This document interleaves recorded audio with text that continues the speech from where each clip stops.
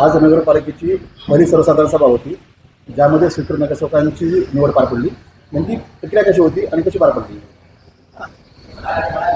परळी नगर परिषदेच्या सन्माननीय नगराध्यक्षा सौ पद्मश्री बाजीराव धर्माधिकारी यांनी दिनांक 7/1/2026 रोजी एक मीटिंगचा पहिल्या सर्वसाधारण सभेचा अजेंडा तयार करून पहिली सर्वसाधारण सभा आज दिनांक 15/1/2026 रोजी बोलवली होती.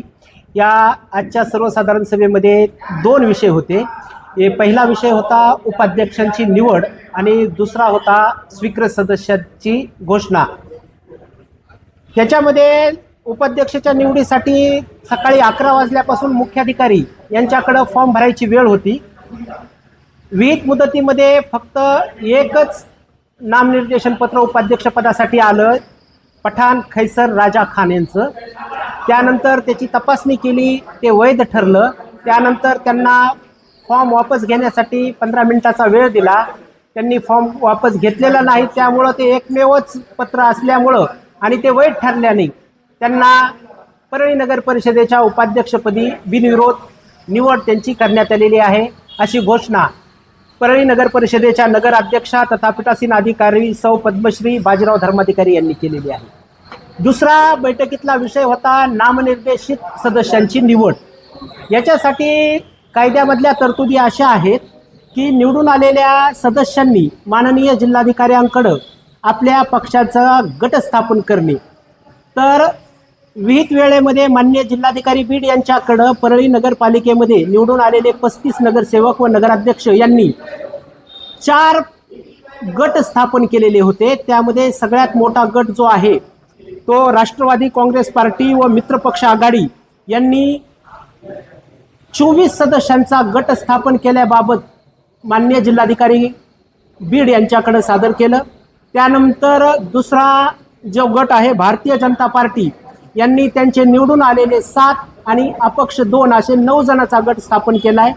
तिसऱ्या राष्ट्रवादी काँग्रेस पार्टी शरदचंद्र पवार यांच्या गटाने 2 सदस्यांचा यांचा एक गट यांनी स्थापन केला. तर भारतीय राष्ट्रीय काँग्रेस परळी यांनी 1 सदस्याचा गट स्थापन केलेला आहे. आता यांचं जे आपल्या परळी नगरपालिकेमध्ये 36 जागा असल्याने आपल्याला जो नामनिर्देशित सदस्य किंवा स्वीकृत सदस्यासाठी ज्या आपल्याला जे जागा मान्य आहेत त्या 4 स्वीकृत सदस्य किंवा नामनिर्देशित सदस्य आपल्याला म्हणजे पात्र होऊ शकतात. आपले त्या जागेचं आता 36 भागिले आपण 9 जर केलं तर ते त्यांचं संख्याबळ, आता ह्यांचा जो गट आहे राष्ट्रवादी काँग्रेस पक्ष व मित्र पक्ष आघाडीचा, त्यांच्या गटाची संख्या 24 असल्याने त्यांचं तोलनिक संख्याबळ तसेच भारतीय जनता पार्टीचं तोलनिक संख्याबळ हे आपण पाहिलं तर राष्ट्रवादी काँग्रेस पार्टी आणि मित्र पक्षाचं 2.66, भारतीय जनता पार्टीचं 1.00, राष्ट्रवादी काँग्रेस पार्टी शरदचंद्र पवार गटाचं 0.22 आणि भारतीय राष्ट्रीय काँग्रेस 0.11 असं तोलनिक संख्याबळ आलेलं होतं. त्यामध्ये पूर्णांकामध्ये अगोदर राष्ट्रवादी काँग्रेस पार्टीचे 2 नामनिर्देशित सदस्य व भारतीय जनता पार्टीचा 1 असे 3 सदस्यांची घोषणा करण्यात आली. तत्पूर्वी हे माननीय जिल्हा सहआयुक्त यांच्याकडं काल 2 वाजेपर्यंत नामनिर्देशित सदस्याचे फॉर्म दाखल करण्याची वेळ होती. विहित मुदतीमध्ये 4 जागेसाठी आपल्याकडं 5 नामनिर्देशनपत्र प्राप्त झाले होते. त्यांचे छाननी उपविभागीय अधिकारी परळी वैजनाथ यांनी केली. ह्या 5ही नामनिर्देशनपत्र वैध असल्याचे त्यांनी काल आपल्याला पत्र दिलेलं होतं. ह्या 5 वैधमधून आज त्यांच्या तोलनिक संख्याबळानुसार या ठिकाणी सुरुवातीला राष्ट्रवादी काँग्रेस पार्टी व मित्रपक्ष आघाडीचे 2, भारतीय जनता पार्टीचा 1 हे पूर्णांकामध्ये मान घेतल्यानंतर त्याच्यानंतर जे 4थ्या जागेसाठी अपूर्णांकाचा विचार केला असता राष्ट्रवादी काँग्रेस पार्टी व मित्र पक्षाचा अपूर्णांकामध्ये 0.66 शिल्लक राहत होता आणि राष्ट्रवादी काँग्रेस पार्टी शरदचंद्र पवार यांचे 0.22, त्यामुळं 0.66 हा अपूर्णांक मोठा असल्याने तिसरी जागा देखील राष्ट्रवादी काँग्रेस पार्टी व मित्रपक्ष आघाडी यांची मंजूर झाली. त्यामुळं आज 1 नंबर देवी प्रसाद चुन्नीलाल पांडे, बाजीराव प्रकाशराव धर्माधिकारी, प्रणव प्रकाश मराठे आणि अजीज अब्दुल हबीब कच्ची या 4 जणांची परळी नगर परिषदेचे नामनिर्देशित सदस्य म्हणून निवड करण्यात आली. त्यांचे सत्कार करून पीठासीन अधिकाऱ्यांनी सभा संपल्याचं जाहीर केलं. साधारणतः संबंधित जिल्ह्यामध्ये आणि इतर बाहेर जिल्ह्यामध्ये सुद्धा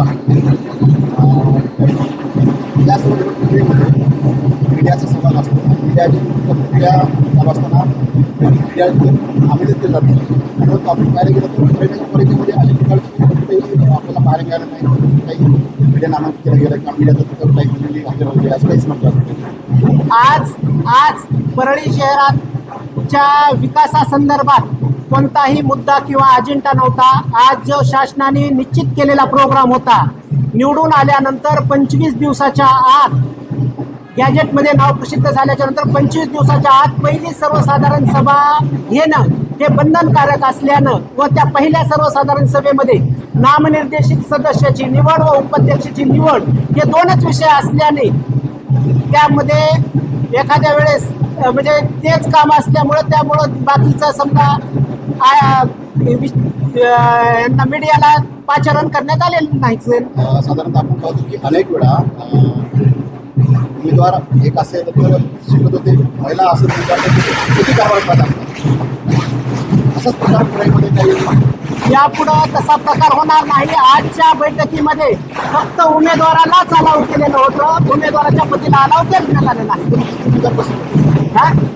उमेदवार किती उपस्थित होते, नगरसेवक जे उपस्थित आहे ती संख्या किती होती? जवळपास सर्व आज जेवढे सदस्य होते सर्व आजच्या बैठकीला उपस्थित होते. स्वतः सदस्य उपस्थित स्वतः सदस्य सगळे उपस्थित होते. साधारणतः संख्या किती असेल?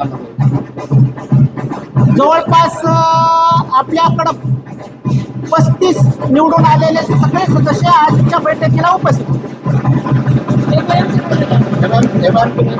उपस्थित होते ना MIMचे.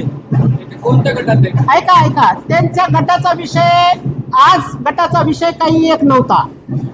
ऑलरेडी गट कोणाकडे स्थापन करायचा हा वेगळा विषय आहे, छाननी कोणी करायचा वेगळा विषय आहे. आले लक्षात. घोषणा साधारणतः जे नगरसेवक आहेत ते सर्व उपस्थित होते. आजच्या बैठकीला पहिल्या सर्वसाधारण सभेला सर्व सदस्य उपस्थित होते.